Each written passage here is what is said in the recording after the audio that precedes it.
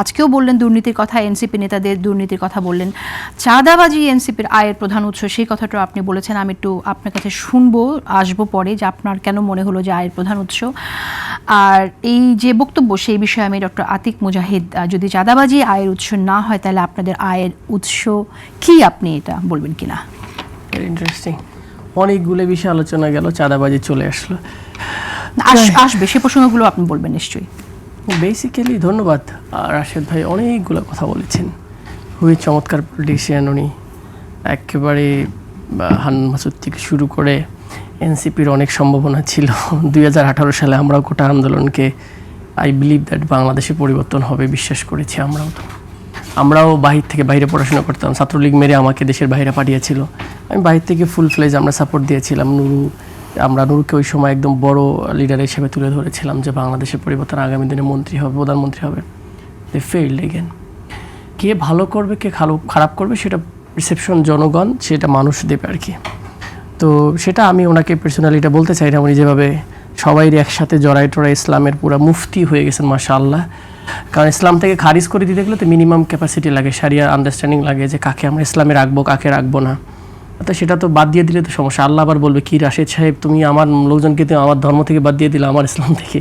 এটা তো আল্লাহ ওনার সাথে কোশ্চেন করতে পারে।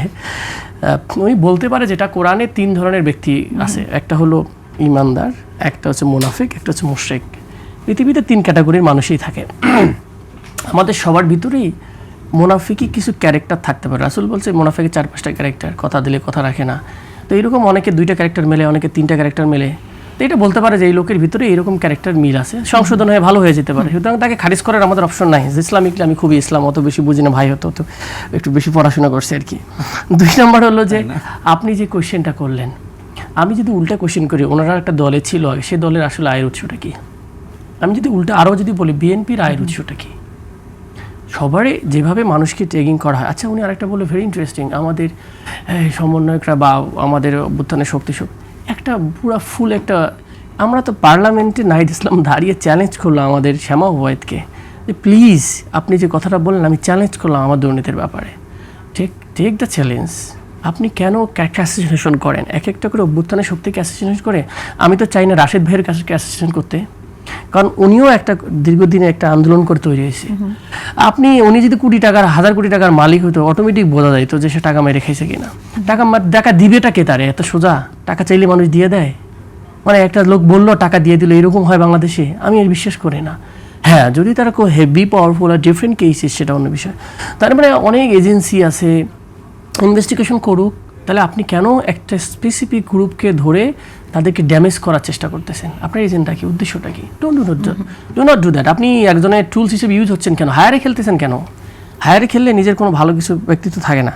আপনি আপনার জায়গা থেকে রাজনীতি করেন, যে দলের রাজনীতি করেন। আপনি বলতে চাইছেন রাশেদ খান? না, আমি রাশেদ খান যে কোনো, আমার এটা তো পার্থ ভাই নিজে বলছে যে আমি হায়ারে খেলি। হায়ারে খেললে পার্সোনালিটি থাকে না। আপনি আপনার জায়গাটায় খেলেন, বলছে আমি আমার রাজনীতি করতেছি, অ্যাটাকিং করে না, আমি আমার পার্সোনাল ফিলসফি রাজনীতি করি, আমি এই জন্য পলিটিক্স করতেছি।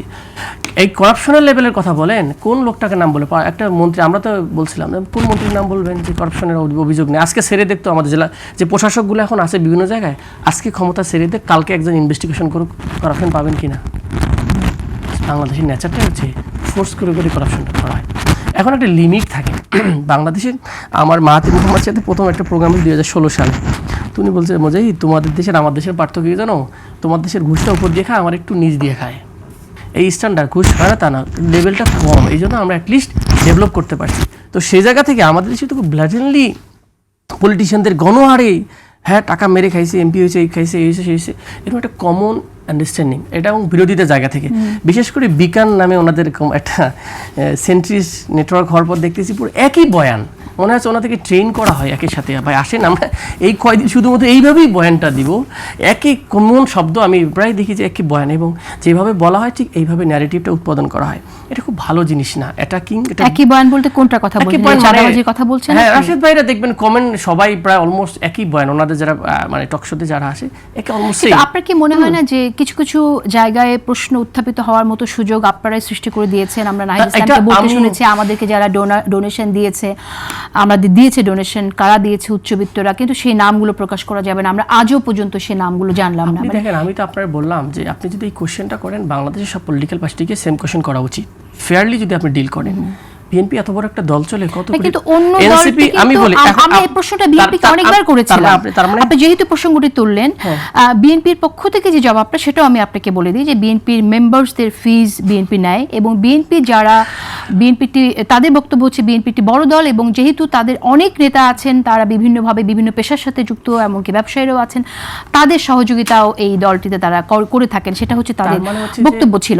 কিন্তু সেখানে এমন কথা কিন্তু আমরা শুনিনি যে আমাদেরকে এমন কেউ টাকা দেয় যে নামটা আমরা এখন বলবো না। দুই ধরনের ক্রাউড ফান্ডিং এর স্টাইলে দুইটা নিয়ম আছে। একটা হলো যে নাম প্রকাশে ইচ্ছুক, একটা নাম প্রকাশে অনিচ্ছুক। আপনি আমাকে দেখবেন যে আমার পার্টি কারো কাছে জোর করে টাকা নিল কিনা। আপনি যদি আমার পার্টিকে গোপনে ডোনেট করে দেন, আমি একজন সাপোজ আমার এক ভাই, সে হলো কৃষি বিশ্ববিদ্যালয় প্রফেসর, বলছে আমাকে ডোনেট করতে চায়। অস্ট্রেলিয়াতে এক ভাই আমাকে বললো ডোনেট করতে চায়, যে আমি তোমাদের ফান্ডিং পিওর জায়গায় ডোনেট করতে চাই। কিন্তু সেক্ষেত্রে আমি আপনার বলি, এখন আপনি একটা অপশন হলো, সেটা হলো আপনি এটা অধিকার রাখে শুধুমাত্র আমাদের নির্বাচন কমিশন বছর শেষে সেকে বলতে হয় যে কত কোটি টাকা আয় ব্যয় করেছে বা তোমার ব্যয় হয়েছে, এটা শুধু নির্বাচন কমিশন আস্ক করার যোগ্যতা রাখে। সেক্ষেত্রে তারা জবাবটি ওখানে দিয়ে দেয় যে এত কোটি টাকা আমি ব্যয় করেছি দল পরিচালনা। এটা কিন্তু সব পার্টি জমা দিতে হয় প্রতি বছরে, এটা তাদের ভ্যালিড কোয়েশ্চেন।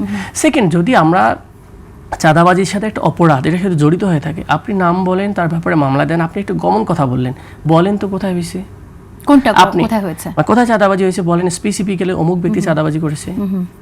আপনি বলবেন হান্নান মাসুদ এর থেকে সারাই নিয়ে আসছে কেন? আপনি আজকেই সার্চ করে দেখেন যে বিএনপি কোন জায়গায় আওয়ামী লীগের এক নেতাকে সারানোর জন্য আন্দোলন করতেছে, এরকম তো হাজার হাজার শতটা পাবেন। তার মানে আপনি একটা ইস্যুকেই বড় করার জন্য আপনি কেন করতেছেন? মানে আপনি হান্নান মাসুদকে অ্যাটাক করলে খুব ভালো কিছু হবে এরকম, আতিক মুজাহিদকে ফেলাই দিলে খুব ভালো কিছু হবে এরকম, ডোন্ট থিঙ্ক লাইক দ্যাট। বাংলাদেশের পার্সপেক্টিভে রাজনীতি কেমন চেঞ্জ চান আপনি, সেই রাজনীতির নিজের মধ্যে আত্মস্থ আগে করেন, তারপর অন্যদেরকে জ্ঞান দিতে যান।